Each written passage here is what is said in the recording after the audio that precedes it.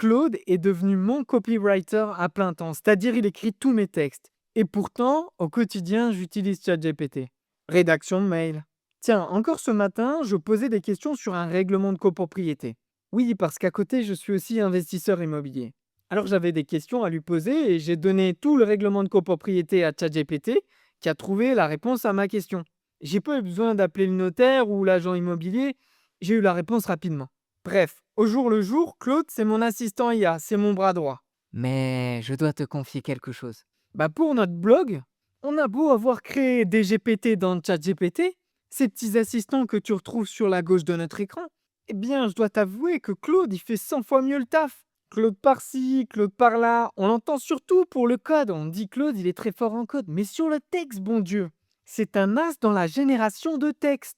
Même prompt, même sujet, ChatGPT se fait terrasser. Bon, je fais toujours une promesse pendant la vidéo. J'explique toujours qu'il y a une plus-value. Tu vas repartir avec ces cas d'usage ou telle et telle chose. Bah là, je ne sais pas. Je peux juste te dire que la promesse, c'est que dans mes cas, Claude, il fait 100 fois mieux le taf que ChatGPT. Quand ChatGPT informe, Claude engage. Et dans un monde où tout le monde scrolle et va très vite, eh bien, engager, c'est hyper important. Il faut pouvoir dire stop aux gens, regarde ce que j'ai à te proposer, c'est de la qualité. Et on va arrêter de parler, on va tout de suite faire une comparaison avec le même prompt. Rédige un article de 700 mots, 5 erreurs qui tuent ta productivité et comment les éviter. Je vais l'envoyer sur Claude dans un premier temps. Et puis, tu vas voir que je vais aussi l'envoyer sur ChatGPT et on va comparer les résultats. Alors là, bien sûr, c'est subjectif. On a eu les réponses de Claude et on a eu la réponse de ChatGPT. Mais pour moi, c'est bien meilleur du côté de Claude. Alors regarde la réponse de Claude. 5 erreurs qui tuent ta productivité et comment les éviter. 3 heures du matin, tu fixes encore ton écran, ta to-do list n'a pas diminué. Tu as l'impression d'avoir couru toute la journée sans avancer d'un centimètre. Et on voit qu'il a donné différentes erreurs. Tu confonds urgent et important. Et puis l'erreur numéro 2, tu ne te protèges pas de ton énergie. Et puis l'erreur numéro 3, tu dis oui à tout et surtout aux mauvaises choses. Et quand on voit plus précisément dans les solutions apportées, apprends le pouvoir du non.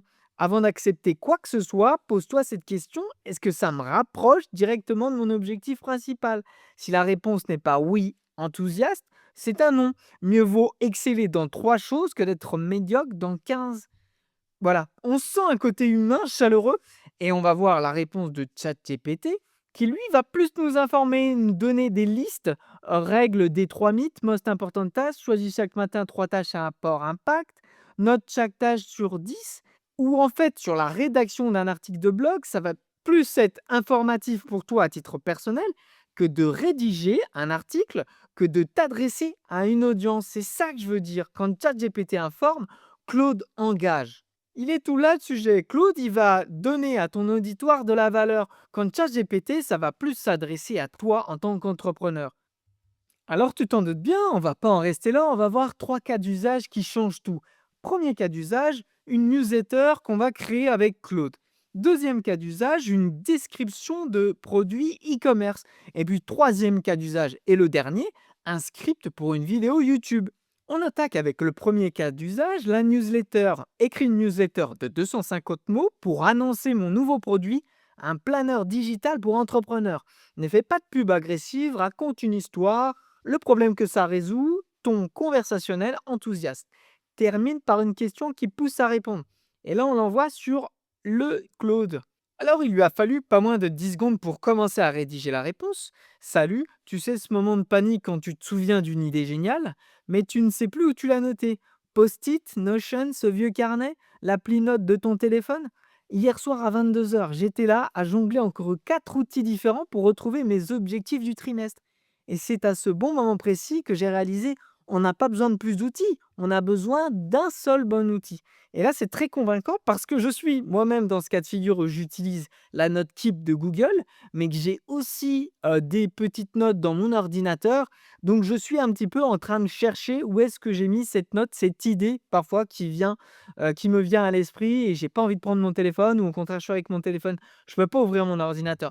Donc, on voit très concrètement qu'il touche des émotions, il touche une petite expérience qu'on a de la vie et il vient la mettre, la saucer, la donner à notre lecteur. Donc Claude, pour la newsletter, c'est validé. D'ailleurs, on s'en sert un petit peu dans notre newsletter quotidienne. Si tu veux t'inscrire à cette newsletter, tu fais un petit commentaire, on t'inscrit. Alors le deuxième cas de figure, c'est rédiger une description d'un produit e-commerce. Là, on est sur Amazon, on veut 180 mots pour décrire une lampe de bureau LED.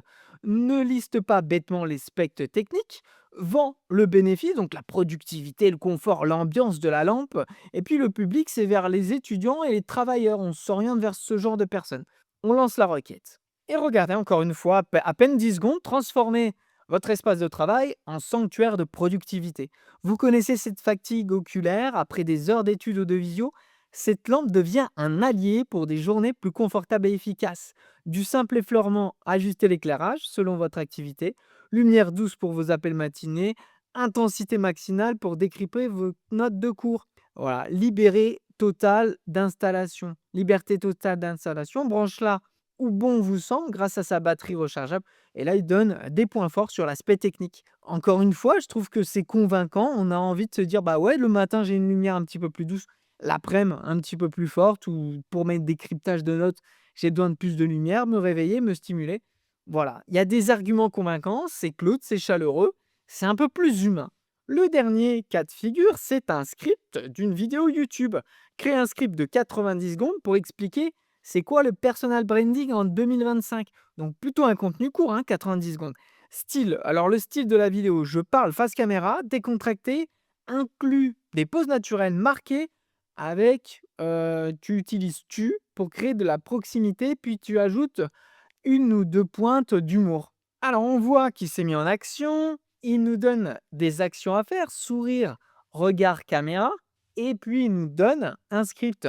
On le regarde et je vais lire ce script. Alors le personal branding en 2025, c'est quoi exactement? En gros, c'est ta réputation digitale, mais pas celle où tu postes juste des photos de ton café le matin. Non, là on parle de devenir la référence dans ton domaine. Tu partages ton expertise, tes galères, ce que tu apprends et boum, les gens te font confiance. Le personal branding, si je dois la résumer, c'est ça, c'est se mettre en avant son expérience parfois dans la création d'entreprise par une personne humaine. On peut prendre le cas de Teddy Riner qui a une personal branding très forte. On peut prendre le cas des footballeurs comme Kylian Mbappé ou Cristiano Ronaldo qui ont des personal branding très forts. Également dans la boxe, Conor McGregor est aussi un personnage très fort. Alors la méthode en 4 étapes. Tu dois la lire, tu dois la regarder. Déjà, il faut que tu sois bien précis. Ton brief doit être cohérent. Si tu lui dis écrire un article sur tel sujet, c'est trop généraliste, ça va passer à la poubelle. Par contre, si tu lui dis écris un article de 800 mots sur le sujet suivant avec un ton professionnel, un ton humoristique envers un public d'étudiants ou au contraire envers un public d'entrepreneurs qui inclut X éléments, des dossiers, mais aussi des photos sur le thème que j'aborde, en soi, si tu lui fournis du contexte, eh bien, le résultat va être qualitatif. Si tu es généraliste, ça va être à mettre à la poubelle. Alors, une fois qu'on a ce brief très précis, on passe à la génération. On va créer notre contenu. On va demander à Claude de le générer. Mais ça ne s'arrête pas là. Il ne faut pas prendre ce que nous donne Claude et le balancer sur la toile. Non, il va falloir itérer. Alors l'itération, c'est tout simplement parler avec le modèle, rend l'intro plus percutante par exemple, ou ajoute un exemple concret à cette demande. Ajoute une étude qui démontre les faits avec des pourcentages, mais également ajoute des sources pour que pour convaincre l'auditeur. On peut également lui demander de simplifier le vocabulaire. Tout à l'heure, il faisait des anglicismes. Je ne suis pas trop fan des anglicismes, alors je pourrais lui demander enlève les anglicismes et prends des exemples en français. Alors une fois que le résultat est fait et qu'il te semble complet, ne t'arrête pas là, il va falloir que tu relises dans tous les cas. Tu dois apporter ta touche, ta personnalité dans ce contenu. C'est ce qui va faire que les gens vont lire ton contenu. Tu imagines le nombre de personnes qui aujourd'hui, avec l'intelligence artificielle, construisent du contenu, génèrent du contenu. Alors, apporte ta touche, ton expérience de vie personnelle. Parle des cas particuliers que tu as rencontrés dans ta vie. Parle de tes expériences en entreprise ou simplement de ta vie de famille, des choses qui t'ont marqué. Bref, rends-le personnel.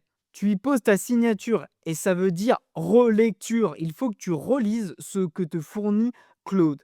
Et là, je te parle de Claude, mais c'est pareil pour ChatGPT.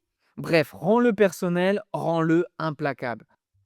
Alors, s'il y a 3 vérités à marteler, c'est en 2026, ne pas utiliser l'intelligence artificielle au quotidien, eh bien, c'est comme décider de faire 50 kilomètres à pied. C'est possible. Est-ce que c'est malin? Non, parce qu'on peut utiliser la voiture. Alors, les réfractaires, il y en a, et il y en a, et il y en aura toujours. Et on n'a rien contre eux. C'est juste qu'aujourd'hui, prends le véhicule et utilise ce véhicule. Tu vas gagner du temps et tu pourras utiliser ce temps à faire des choses. Ça ne veut pas dire que tu vas être improductif. Non, il faut garder cette créativité. Et puis la deuxième chose à marteler, c'est que ChatGPT, il informe et Claude, il engage. Claude, c'est un peu mon collaborateur pour les articles de blog, pour les newsletters. ChatGPT, ça va m'informer sur mes rapports de visite quand je fais des biens immobiliers. Et puis les comptes rendus ou les assemblées de copropriété qui sont souvent très longues à lire et j'ai pas envie de les lire. Alors je les donne à ChatGPT et lui va me résoudre moi, va me donner réponse à ma question très rapidement. Et puis, la troisième chose à marteler, c'est que le copier-coller, c'est non, non et non. Sur LinkedIn, on voit des rafales de contenu et on ne sait plus qui construit quoi. Alors, quand tu arrives à te dénoter un petit peu, quand tu arrives à relire et à restructurer un contenu, que ce soit sur les réseaux sociaux, sur un blog ou même pour aller voir ta banque, te financer un bien, tu vas pas passer pour le feignant qui a utilisé l'intelligence artificielle. Tu vas passer pour la personne maligne qui se sert de l'intelligence artificielle pour pouvoir structurer son contenu et le personnaliser avec tes arguments. Alors, je te remercie de m'écouter jusque-là. Et si toutefois tu es chef, et si toutefois tu es chef d'entreprise et que tu veux automatiser une partie de ta structure, ou simplement si tu veux te former aux outils d'intelligence artificielle, sache qu'on a un appel de 30 minutes offert à chaque jour pour mettre en place au sein de ta structure des automatisations, mais également des chatbots, des agents conversationnels. Alors automatiser, c'est le processus après parler. Tu n'as plus besoin de demander à la machine, tu exécutes des tâches parce que la machine exécute des tâches pour toi. Alors le lien pour ce calendrier d'appel, je le mets en description. Et puis encore une fois, je suis très sincère, merci d'avoir regardé cette vidéo jusqu'au bout, vous n'êtes pas nombreux. N'hésitez pas à vous abonner à cette chaîne et puis à laisser un petit commentaire, ça nous aide. Je vous rappelle qu'on n'est pas rémunéré pour faire ce genre de vidéo, alors le moteur c'est un peu de gagner des abonnés et puis d'avoir des commentaires. Parce que sans ça, c'est difficile de continuer. Et on a des belles interviews qui arrivent et on va vous présenter des outils d'intelligence artificielle totalement gratuits et fabuleux. Alors, je vous dis à très vite pour de nouvelles IA.